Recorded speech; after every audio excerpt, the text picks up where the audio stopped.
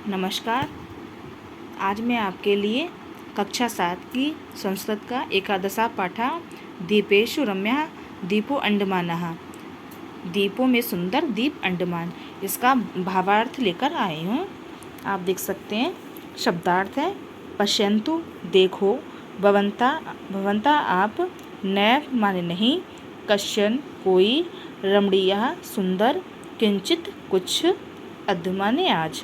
अब सरलार्थ छात्रों ये चित्र देखो, ये आकर्षक है। हाँ आचार्य बहुत आकर्षक है। ये स्थान कहाँ है, क्या आप जानते हैं? नहीं आचार्य। सावधान देखो, ये स्थान हमारे देश का कोई सुंदर द्वीप है, इसके विषय में आज कुछ जानते हैं। फिर है यहाँ पे शब्दार्थ आप देख सकते हैं। फिर है अध्यापिका कहती है भारत के मानचित्र में अंडमान द्वीप टापू समूह दिखाती हुई, ये भारत का 8 केंद्र शासित प्रदेशों में अन्यतम अंडमान टापू का समूह है। इसकी राजधानी श्री विजयपुरम है। पहले अंग्रेज शासक के द्वारा इसका नाम पोर्ट ब्लेयर दिया गया था। सभी उत्साहित बच्चे कहते हैं महोदया हम इसके विषय में कुछ अधिक जानना चाहते हैं। अध्यापिका कहती हैं अच्छा हे सूर्यांश, आप कुछ क्या कहना चाहते हो, ऐसा लग रहा है। सूर्यांश सत्य महोदया, कल आपने इस पाठ के विषय में संकेत दिया था, तब मैंने घर जाकर वेबसाइट पर इसकी खोज की। अब इसके यहाँ पे शब्दार्थ हैं।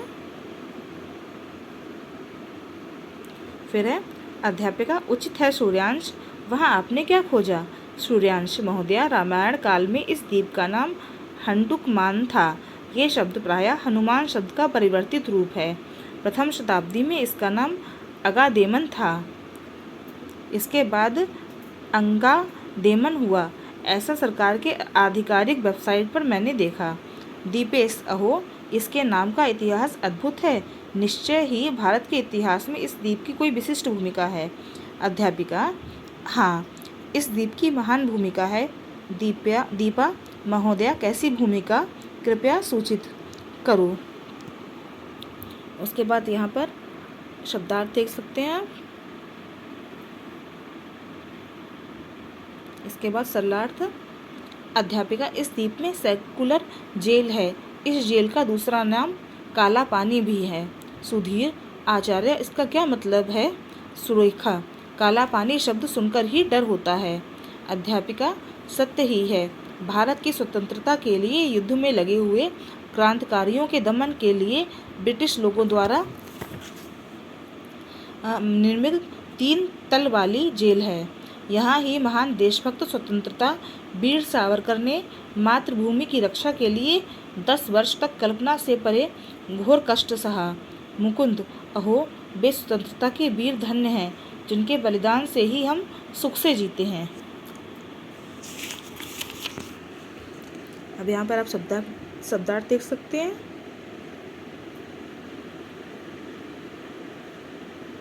इसके बाद है सूर्यांश आचार्य, ये स्थान यूनेस्को संस्था की विश्व धरोहर की सूची में संरक्षित है। ऋचा महोदया, क्या इस द्वीप में लोग भी रहते हैं? अध्यापिका हाँ, वहाँ कई अंडमानी, ओंगी, जारवा, सेंटिनली इत्यादि विशिष्ट जनजातियाँ रहती हैं। अंडमान ओंगी जारवा जनजातियों की आजीविका के लिए सरकार ने नारियल के उद्यानों का निर्माण किया। सेंटिनली जनजाति समाज से दूर रहते हैं, उनकी जनसंख्या भी बहुत थोड़ी है।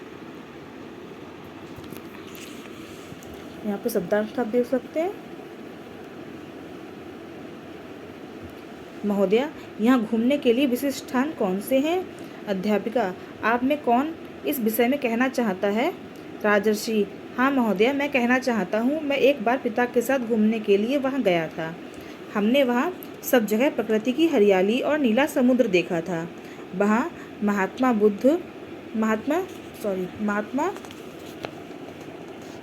गांधी मरीन राष्ट्रीय उद्यान, नॉर्थ वे द्वीप, समुद्रीय नौसेना, समुद्रीय संग्रहालय, काला पत्थर तट और विजयनगर तट देखे। वहाँ भारत के समुद्र तटों पर राधानगर तट का अत्यंत विशिष्ट स्थान है। वहाँ के सफ़ेद बालू, नीला निर्मल जल, पारदर्शी समुद्र तल अविस्मरणीय है। अध्यापिका, बहुत अच्छा राजर्षि। क्या आपने स्वराज द्वीप देखा? महोदया, याद नहीं है।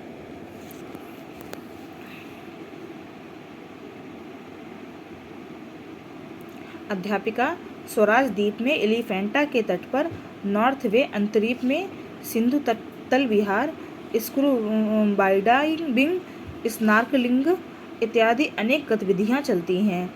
समुद्र का अंदर का भाग अनेक रंगों वाली मछलियों से, कछुओं से, अन्य जलचरों से और प्रवाल शैली श्रेणियों से सजा हुआ दिखाई देता है।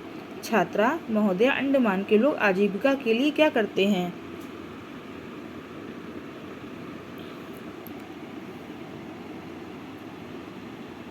शब्दार्थ देख सकते हैं। फिर है, वहाँ मोतियों की माला, सीपियों की कारीगरी, नारियल की कारीगरी और मसालों इत्यादि के उत्पादन से और व्यापार से उनकी आजीविका चलती है। कुछ कृषि कार्य से और मछली व्यापार से जीविका निर्वाह करते हैं। छात्रा, आचार्य, इसका वर्णन सुनकर और चित्र देखकर हमारे मन में वहाँ घूमने के लिए उत्सुकता जाग गई है।